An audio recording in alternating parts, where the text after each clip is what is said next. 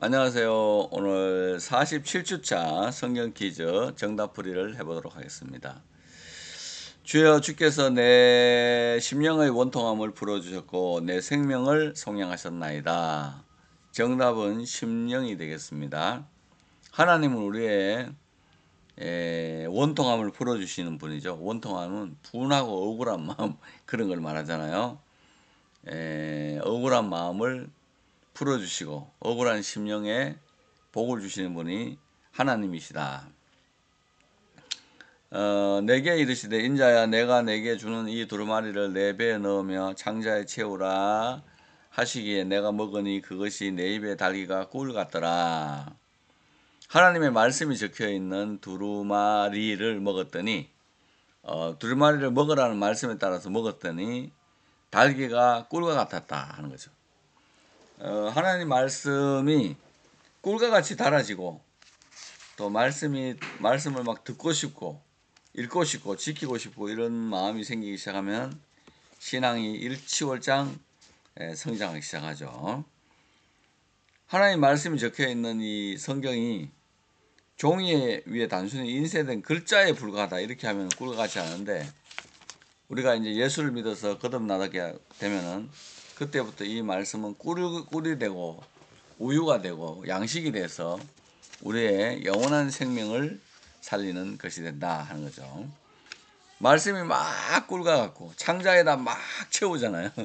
그때 이제 우리가 성장하는 거죠. 아이들이 우유를 먹고 성장하듯이 신앙 성장이 이루어지고 하나님 또 신앙 성장이 상당한 수준에 이르게 되면은 또 주의 종으로 부르시고 그렇게 해서 하나님의 어린 백성들을 돌보게도 하시는 일을 하시는 분이 하나님이시다 하는 거죠.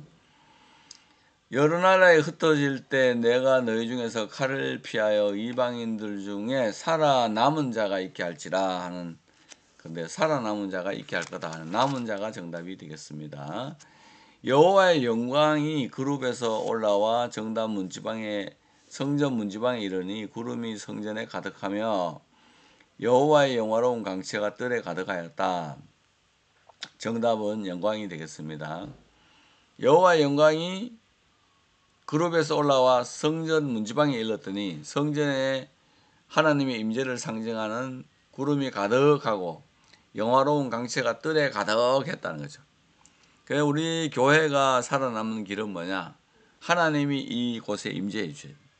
현대 교회든 옛날 교회든 뭐 성전이든 간에 하나님이 그 임재하셔가지고 성도들이 감히 눈을 뜰 수 없을 만큼의 임재가 성전 안에 펼쳐지고 또 영화로운 광채가 막 비쳐나가가지고 성전 뜰에는 영화로운 광채가 막 비쳐나가게 되면은 하나님의 임재가 나타나는 거잖아요. 그때 나라와 개인과 사회와 가정이 모두 복을 받는 역사가 일어나죠. 하나님의 임재가 영광으로 나타날 때는 이 하나님 백성들이 그 복을 받지만 이 내려오는 하나님의 임재가 진노 가운데 있고 막 폭풍 가운데 있고 이럴 때는 인간들이 굉장히 피곤해지고 힘들어지는 역사가 있었다는 것을 우리가 성경을 읽으면서 우리가 발견할 수가 있겠습니다.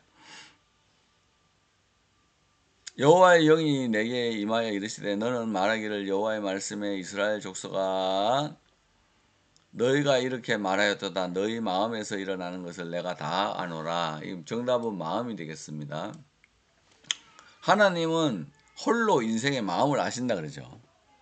마음은 생각하는 기능을 가지고 지정의의 기능, 알고 감정을 통제하거나 내뿜고 또 의지하는 모든 것들이 마음, 즉 영혼에서 나오는데 하나님은 사람이 말하기 전에 그 영혼에 있는 그 생각, 말하기 전에 또는 행동하기 전에 있는 영혼의 동기 이런 것들을 다 아시는 분이다. 그 마음에서 일어나는 것들을 완전히 아시는 분이 바로 하나님이시다. 이렇게 되겠습니다.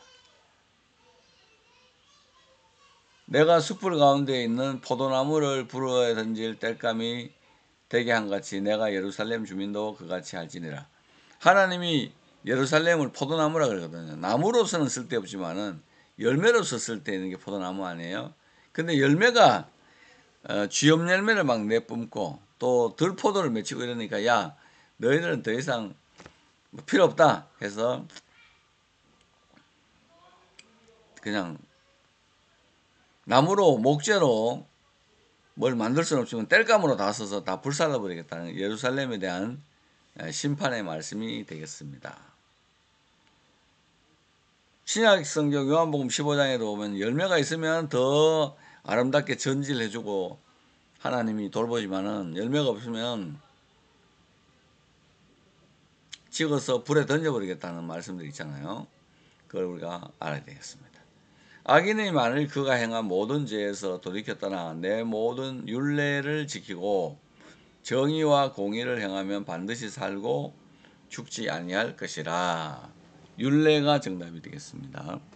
법률, 하나님이 법률로 말씀한 이런 것들을 율례라 그러죠. 법에 따른 예, 또 법에 따른 삶에 적용하는 여러 가지들을 율례라 그러는데 이 율례를 지키고 정의와 공의를 행하면, 법률을 지키고 공의를 행하면 살고 죽지 않을 것이다. 지나간 날은 다 무효고 지금부터라도 내 말씀대로 살면은 내가 너를 살리고 죽이지 아니하리라는 엄청난 하나님의 말씀이 우리에게 부어지고 있는 겁니다.